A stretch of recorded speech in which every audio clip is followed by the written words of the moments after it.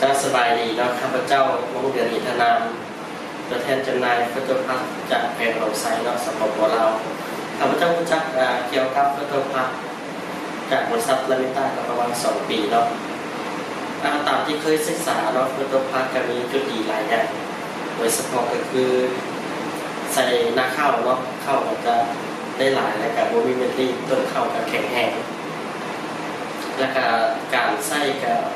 วิธีการใส่เราซับซ้อนก็มีความสนใจหลายก็เลยว่านำโฟโต้พาสเราไปขยายการตลาดอยู่ภาคเหนือของเราโดยเฉพาะก็คือแบ่งข้าพเจ้าเองผู้โดดไซและการวางทางแต่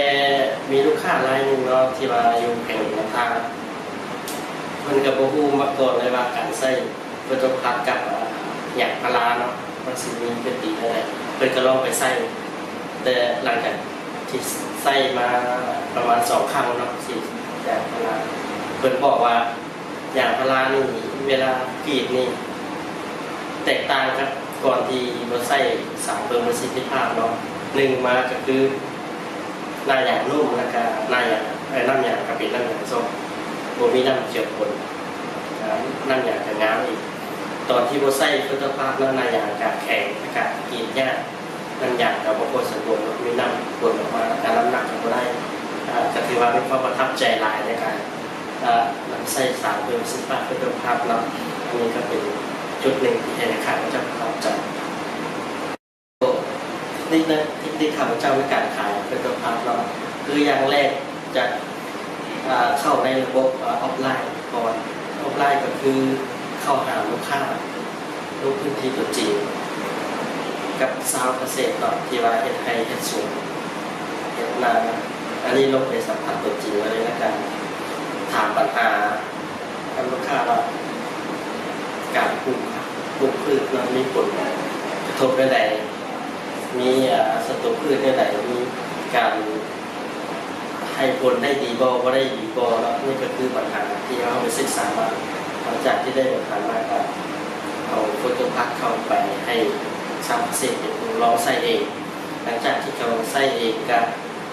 บ่โดนเนาะก็ถือว่าเป็นการเกิดทฤษฎีใหม่ให้ลูกค้าเลยว่าสารเพิ่มประสิทธิภาพทุกคนใส่อย่างก็ได้ประโยชน์ใส่อย่างก็รู้สึกว่ามันงามขึ้นแล้วก็ได้ผลขึ้นอันนี้ก็คือเป็นการปิดการขายในเรื่องออฟไลน์เนาะแต่ว่าเรื่องก็เพียงแต่เรื่องออฟไลน์เนาะข้าพเจ้ายังเฮ็ดเรื่องระบบออนไลน์นำก็คือการโฆษณาขายในทางเพจทาง Facebook เนาะตัวนี้ก็เป็นจุดหนึ่งที่ว่าเป็นนวัตกรรมใหม่ที่เกิดมาใหม่ในยุคนี้เนาะข้าพเจ้าจะลองสัมผัสลองโฆษณาขายจะรู้สึกว่าผลตอบรับจากลูกค้าก็ดีพอสมควรเพราะว่าคือลูกค้าในยุคนี้ก็เข้าได้ซื้อออนไลน์หลายขึ้นพอสมควรแล้วก็ผู้ทำที่เห็นมานี่ก็มีลูกค้าติดต่อมาประมาณ